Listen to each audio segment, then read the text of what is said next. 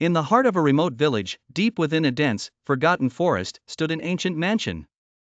Abandoned for decades, the mansion was cloaked in mystery and dread. No one dared approach it after sunset, and even during the day, the villagers spoke in hushed tones when the house was mentioned. It was said that the mansion had witnessed a tragedy so profound that the spirits of the dead still lingered, unable to find peace. The mansion belonged to the Vanem family, once the wealthiest in the region. They were known for lavish parties and grand gatherings, but one fateful night, the entire family vanished without a trace. Some said they were murdered, others whispered that they had meddled in forbidden magic and paid the price. All that was known for certain was that after their disappearance, the mansion became a place of darkness.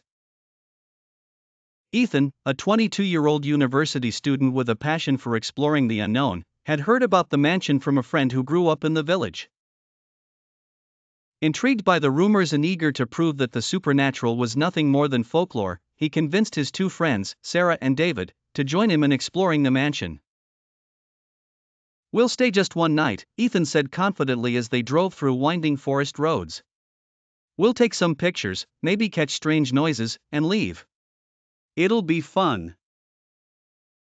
Sarah, more skeptical but curious, rolled her eyes. "If anything jumps out at me, I'm blaming you." David, the quietest of the trio, was less enthusiastic. He had heard stories from his grandparents, who had lived near the village their whole lives. "I don't know, guys," he muttered. "People say that no one who goes into that house comes back the same." Ethan laughed. "Come on, man. It's just an old house. What could go wrong?" As the sun began to set, they arrived at the mansion. The once grand structure was now a crumbling ruin. Vines twisted around the stone walls, and the windows were dark, like empty eyes watching them. The front door was slightly ajar, creaking in the wind. The air around them felt thick, almost oppressive, as though the forest itself was warning them to turn back.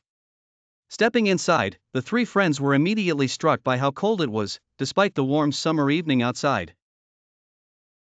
Dust covered every surface, and the smell of decay filled the air. Their footsteps echoed in the vast, empty halls as they ventured deeper into the mansion. "We should split up," Ethan suggested, pulling out his flashlight. "We'll cover more ground that way." Sarah gave him a skeptical look. "Have you never seen a horror movie? Splitting up is how people die." Ethan shrugged. "We're not in a movie, Sarah. We'll be fine. Meet back here in an hour?" Reluctantly, they agreed.